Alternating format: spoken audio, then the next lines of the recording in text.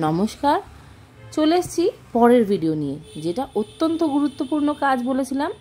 এই যে এত জামা কাপড় কেনা হলো, এছাড়াও আমাদের অনেক পরিচিত মানুষেরা তাদের নিজেদের পছন্দ মতো ছোটদের জামা, বড়দের শাড়ি কিনে পাঠিয়েছে। সেই সব কিছু নিয়ে বসেছি, কারণ পুজোর জামা তো একটা সুন্দর প্যাকেট করে না দিলে ঠিক কেমন একটা লাগে, তাই না?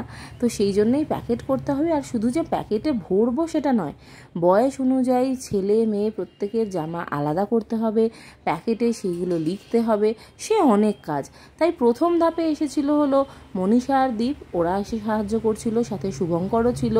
আর আমার ছোট্ট অ্যাসিস্ট্যান্ট, সেও কিন্তু ক্রমশ আমাকে সাহায্য করার জন্য এগিয়ে আসছে। আর যত সে এগোচ্ছে আমি ভাবছি যদি লণ্ডভণ্ড হয়ে যায় তাহলে কী হবে।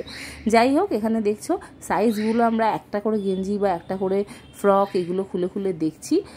আর এই বাচ্চাদের জামা কাপড়গুলো না এত কালারফুল হয়, এত ভালো লাগে সত্যি, মানে একেবারে দারুণ লাগে আর কি। এগুলো একটা দারুণ অনুভূতি। তো যাই হোক, সব কিছু গোছাচ্ছি। এবার মনীষারা চলে যাবে, কারণ মনীষা তখন বলেছিল পরের দিন সকালে ও আসবে। এদিকে মায়ের এত ক্লান্তি দেখে দুই ছেলে এসেছে আদর করতে। এর থেকে বড় পাওয়া আর কী হতে পারে। তারপরে শ্রুতিও চলে এসছে একটু রাতের দিকে। ব্যাস, আর কি, একটু গান শুনতে শুনতে সব কিছু প্যাকিং চলছে। কাল সকাল হলেই আমরা বেরিয়ে পড়বো।